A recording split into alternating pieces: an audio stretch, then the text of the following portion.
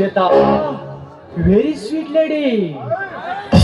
ಹಣ್ಣು ಸೇವಿಸಿದರೆ ಸೇಬು ಹಣ್ಣನ್ನೇ ಸೇವಿಸಬೇಕು.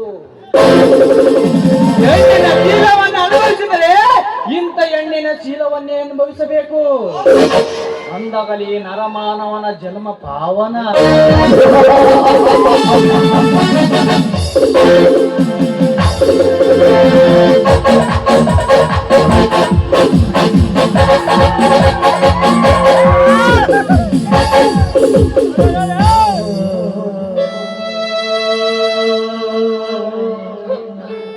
ಪಾಪಿ, ಕೊನೆಗೂ ನಿನ್ನ ಹಠವನ್ನೇ ಸಾಧಿಸಿಬಿಟ್ಟೆಯ. ನನ್ನ ಶೀಲವನ್ನೇ ಹಾಳು ಮಾಡಿಬಿಟ್ಟೆಯ. ಈಗ ನನ್ನ ಮನಸ್ಸಿನ ಜ್ವಾಲೆ ಸಿಡಿದು ಏಳುತ್ತಿದೆ. ನಿನ್ನನ್ನು ಸುಟ್ಟು ಹಾಕುವಂತ ನನ್ನ ಸೇಡಿನ ಜ್ವಾಲೆ. ಸೇಡಿನ ಜ್ವಾಲೆ ಎಲ್ಲಿ ಬಾಲೆ?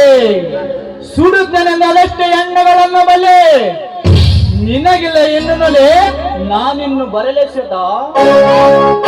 ನಿಂತ್ಕೊಳ್ಳೋ ಪಾಪಿ, ಎಷ್ಟು ಹೆಣ್ಣು ಮಕ್ಕಳ ಜೀವನವನ್ನೇ ಹಾಳು ಮಾಡಿದೀಯ. ನನ್ನವನು ಬದುಕಿರಬಾರ್ದು, ನೀನು ಸಾಯಬೇಕು. ಹಾರುವುದು ನಿನ್ನ ಎದೆಗೆ ಗುಂಡು. ಈಗ ನೀನು ಸಾಯುವೆ. ಅಯ್ಯೋ, ನಾ ತಂದ ಪಿಸ್ತೂಲು ನನಗೆ ಎದುರಾಯ್ತಾ ಎಂದು. ಲೇ, ಯಾಕೋ ಸಾಯ್ತೀನಿ ಅಂತ ಭಯವೇನು? ಸಾವು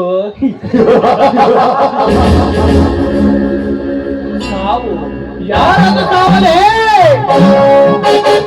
ಲೇ ಪಾಪಿ, ನಿನ್ನದೇ ಸಾವು ಕಣೋ. ಹಾರುವುದು ನಿನ್ನ ಎದೆಗೆ ಗುಂಡು. ಅದರಲ್ಲಿ ಗುಂಡಿದ್ದರೆ ತಾನೇ ಸಿಡಿದು ನನ್ನ ಗುಂಡಿಗೆಗೆ ಗುಂಡು. ಅಂದ್ರೆ ಏನ್ ಹೇಳ್ತಾ ಇದ್ದೀಯ? ಶ್ವೇತಾ,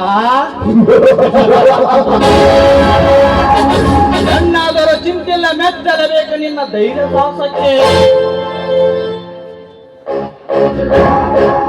ಒಟ್ಟೊಂದು ಕಿತ್ತೂರು ರಾಣಿ ಚೆನ್ನಮ್ಮ ಕತ್ತಿ ಹಿಡಿದಕ್ಕಾಗಿ ಬ್ರಿಟಿಷರ ಕೈಯಲ್ಲಿ ಸತ್ತರು.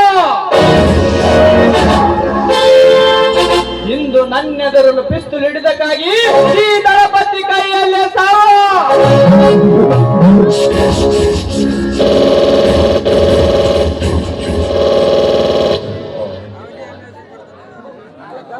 ಈ ದಳಪತಿ ಮುನಿಸಿಕೊಂಡರೆ ಮುತ್ತು, ಮೋಹಗೊಂಡರೆ ಮುತ್ತು. ಇದೇ ಈ ದಳಪತಿಯ ಕತ್ತ.